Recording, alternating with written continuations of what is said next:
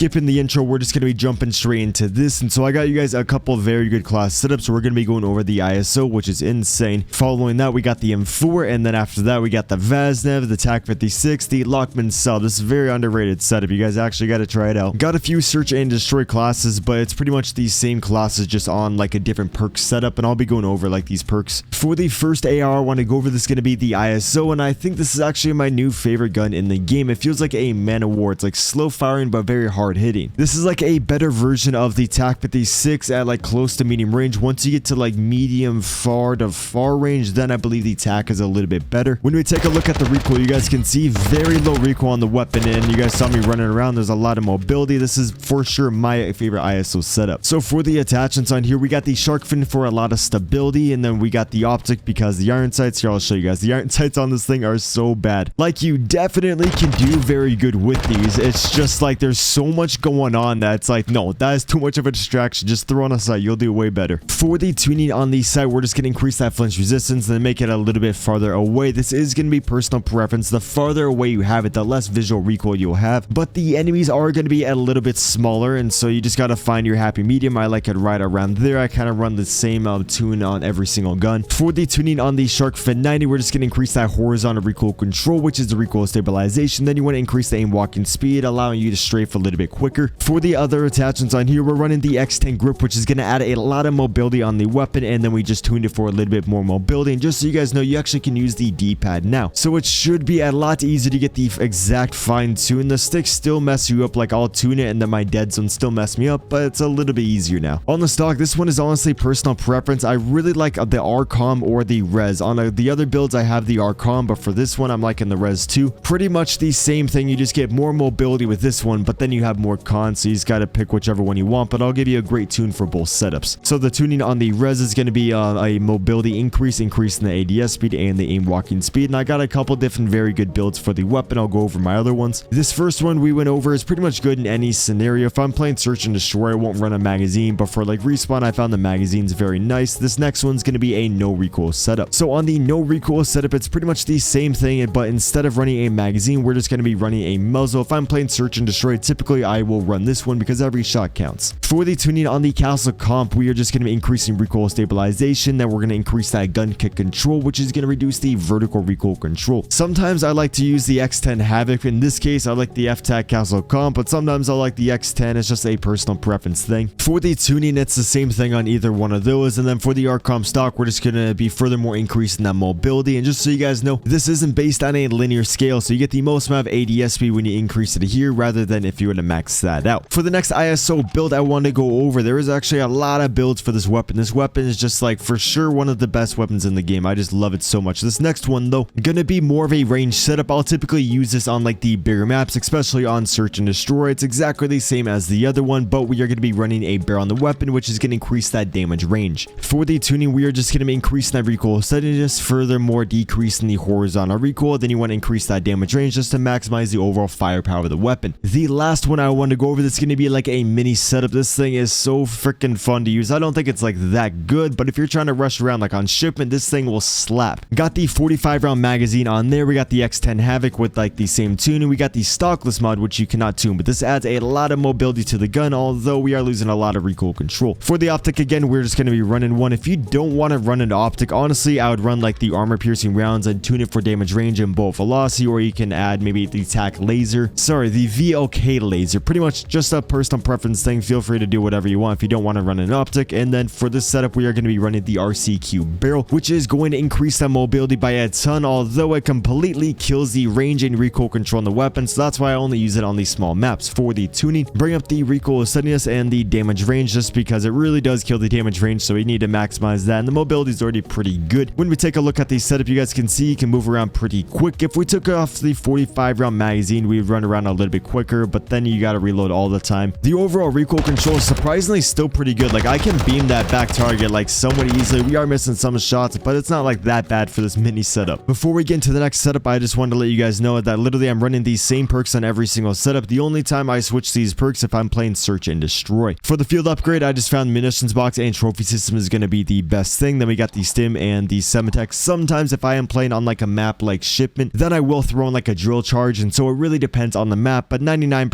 of the time, I'm going to be running the Semitex, and then for the secondary, I'm going to be running the P890. For the class on here, we are going to be running the Akimbo. This is when it makes the weapon completely broken. Now, if you didn't know, we actually can tune the lasers, which is awesome, so we're going to be tuning it like this. Feel free to increase the hip fire spread if you want. I just found the sprint to fire speed is pretty crucial in this game, so I like to favor that, and then there's those tuning. Now let's get into the next setup. For the next setup I want to go over, this is going to be my old faithful class. This is going to be the M4. I absolutely love this weapon. I'll give you like 2 or 3 M4 setups. So for this setup, you're going to have a ton of mobility. Very underrated setup. We got the X10 Havoc for the recoil control. There is the tuning for that. Sometimes I will throw on that castle comp, but for this setup, I just like the Havoc 90. We got the phase 3 grip. I believe this is the best underbarrel for recoil control. For the tuning, we are just going to be increasing recoil steadiness and the aim walking speed. If you find that there's a lot of sway in the weapon, feel free to increase the aiming stability. We are going to be running a laser, and lately I really haven't been liking the lasers, especially on search and destroy. And so in that case, I will just throw on like the armor piercing rounds and tune it for the damage range and the ball velocity, increasing the overall firepower of the weapon. For the tuning though on that laser, just furthermore increase the mobility. Again, if you notice a lot of sway, feel free to increase the aiming idle stability. And then we're running the Tempest P80 strike for a lot of mobility, mainly that strafe speed. We are going to be taking a hit to our recoil control and aiming stability, which is annoying, but overall I think it's very good on search and destroy because you do crouch a lot. Found that the Demo Fade Pro stock is very good, and I'll kind of tune it the same way as the Tempest P80. And for the last attachment, we are going to be using the X10 Havoc just for more mobility, and again we are going to be tuning for more mobility. Pretty much across the board, every single gun in this game has a very slow mobility, and so you got to really increase the mobility on every single weapon. And then for this setup, we're actually going to be running the X13 Auto. For the attachments on here, we're just running a Akimbo. I found for most of these secondaries in this game, you just want to run an Akimbo, makes them so freaking busted. Magazine, we are going to be running the 33. Sometimes I'll do the 24. The 50 is good, but you just feel like a tank on the map, way too slow. For the barrel, we just got the XRK just for a little bit more movement speed. The recoil control damage range doesn't matter too much just because you are going to be pretty close. And then we got the muzzle steel fire to increase the damage range just because why not? There's nothing really else to throw on this. And then the cons don't really matter because you cannot ADS. Just want to show you guys how it performs like in game. You guys can see the recoil looks like there is a lot of visual, but I beam that back target very easily, so practice makes perfect. Overall mobility is amazing. And then I actually think I got a couple different setups I want to show you. Oh, this is going to be like the overall meta one for like medium, long range, close range. The setup I just showed you isn't the best at long range. I typically try to avoid those long distance engagements, but if I'm running this range build with the high tower barrel, this thing makes this thing so freaking strong. It's just you don't have the most amount of mobility. For the tuning, we're just going to be increasing the horizontal recoil control and then that damage range. We got the shark fin for the stability. We are running a laser. Again, if you don't want to run a laser, add a muzzle for more recoil control. Maybe throw on an optic, or you could throw on the magazine if you're playing shipping, or you could do like the armor piercing rounds. And if you are not tuning these, run the high velocity. These are better if you are not tuning. Just to show you guys real quick, this thing is a complete beam. If you're trying to really pop off at like any range and just have an all-around weapon, this is going to be your go-to setup. For the last one I want to go over, this one is going to have a little bit more mobility. We are going to be running the barrel that is going to increase the mobility, which is going to be the Tempest Trench Pro. We are going to be losing recoil control, which is why we are running the Demo Fade Pro stock. This gives us a lot of mobility, but we're not losing the recoil control like we are with the Tempest P80. For the tuning on here, just furthermore increase the mobility, and then on here just furthermore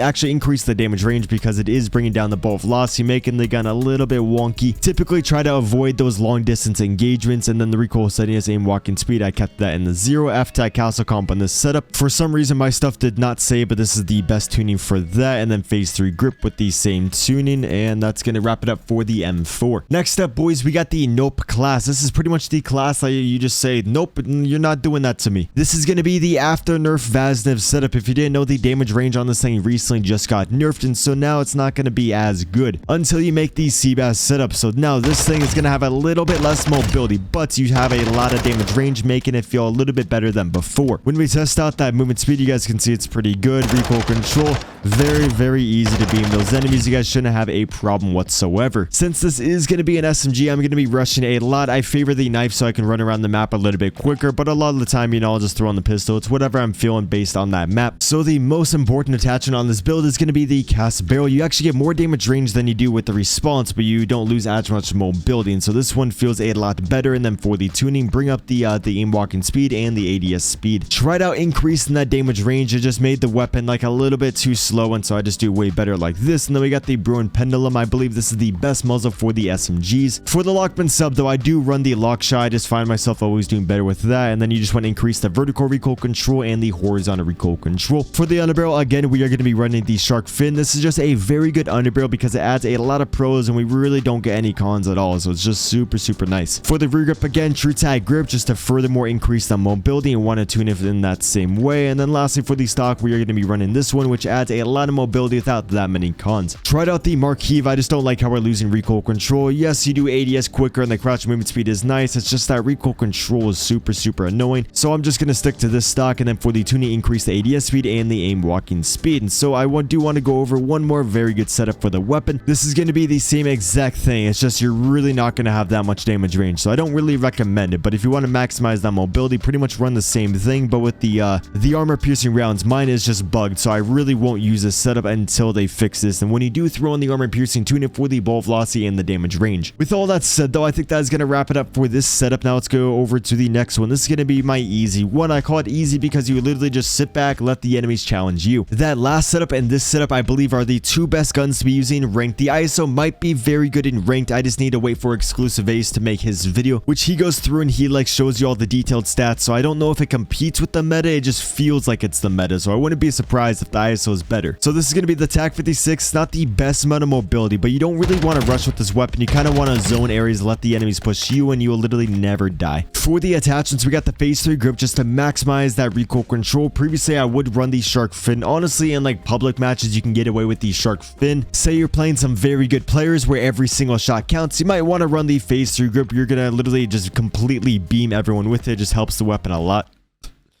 For the barrel, make sure you guys are running the Tundra Pro barrel. This severely increases the damage range of the weapon. We are losing mobility, but it is well worth it to increase the damage range by that much. Next up, we got the TVX Line Pro stock. Previously, I'd run the Cardinal stock, but I found myself doing a lot better with this, even though we are losing recoil control. So the tuning on here, we're just going to increase the mobility a little bit more. If you find that there's a lot of sway on the weapon, feel free to increase the aiming idle stability. And then next up, for the rear grip, we are going to be running the combat grip. Typically, we would run the clean shot grip to maximize the mobility. But I found you'll be a way more consistent player with this thing if you run the combat grip, and then you just want to tune it for the what the heck, it didn't save. The sprint to fire speed is very important in this game. Across the board, every gun has a slow sprint to fire, so make sure you increase that. And then to make the weapon feel a little bit snappier, increase the ADS. With all that said, I think that is going to wrap it up for this setup. So the next one I want to go over, this is going to be, oh, this thing is so sexy. The Lachmann Sub, which is the MP5, and I built this thing to literally feel just like the MP5. I absolutely love this thing. A little bit of recoil, but as long as you're rushing, you should do perfectly fine. So the attachments on this bad boy, we are going to be running the stockless mod, which is going to add a lot of mobility to the weapon. Previously, I'd run the mobile, but I just found you'll do way better with this gun when you can really rush, be in the enemy's face, which the stockless mod is going to allow you to do that. And then since we are losing a lot of recoil control, to bring that back up, we are going to be running the lock shot and then tune it for the recoil stabilization gun kick control. Remember, recoil stabilization is your horizontal, gun kick is going to be your vertical. On the underbarrel, we are going to be running the operator 4 grip. Recently, I've been using this one. I saw a few dudes running this underbarrel, and I tried it out, and honestly, it feels very good. Usually, I'd have the Merc 4 grip. It's just the Merc hurts the ADS a lot. This isn't really hurting the ADS, and you get a lot of like just